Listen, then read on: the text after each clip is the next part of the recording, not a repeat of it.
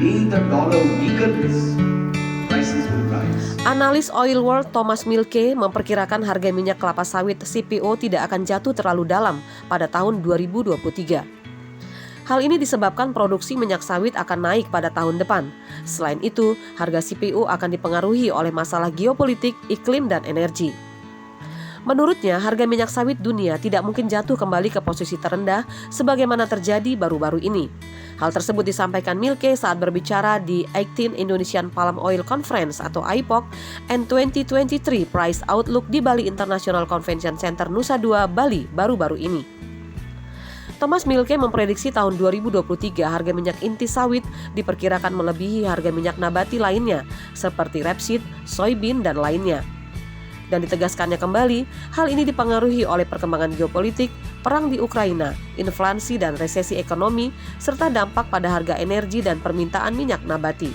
Menurut Thomas Milke dalam konferensi sawit internasional di Bali Jumat 4 November 2022, penguatan itu disebabkan beberapa hal.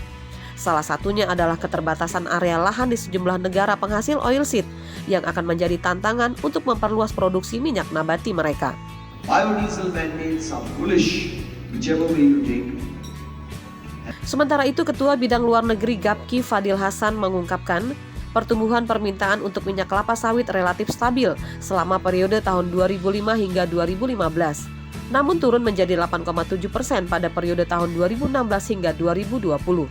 Jumlah permintaan untuk periode tahun 2020-2025 diprediksi akan mengalami tren yang negatif. Sementara untuk konsumsi domestik diperkirakan meningkat pada periode tahun 2015 hingga 2025. Peningkatan ini terjadi didorong oleh adanya mandatori program biodiesel. Konsumsi telah mengalami shifting dari ekspor menjadi konsumsi domestik. Konsumsi domestik saat ini telah mencapai share sebanyak 34%. Pada tahun 2021, ekspor sawit menyumbang sekitar 66% dari produksi. Jumlah ekspor ini didominasi produk hilir. Pada tahun 2022, nilai ekspor mengalami gangguan akibat kebijakan pemerintah yang melarang ekspor. Jumlah ekspor pada tahun 2022 lebih rendah dibandingkan di tahun 2021. Tak kurang dari 1.500 pebisnis dunia mengikuti konferensi ini yang digelar pada tanggal 2 hingga 4 November 2022. Dan sebagai ketua pelaksana, Mona Surya berharap konferensi ini bisa menjadi acuan bagi pengusaha khususnya kelapa sawit dalam menentukan langkah bisnis mereka. Ini merupakan hal yang penting karena industri sawit ini kan sangat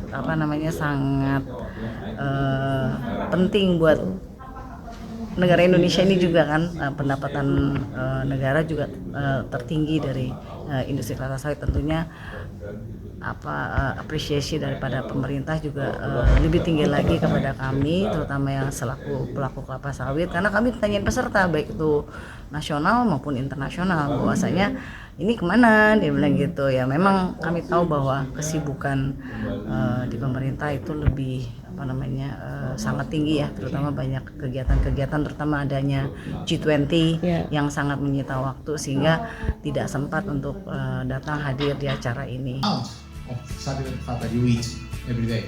Dari Nusa Dua Bali, Novi Balga, Rilis ID TV melaporkan.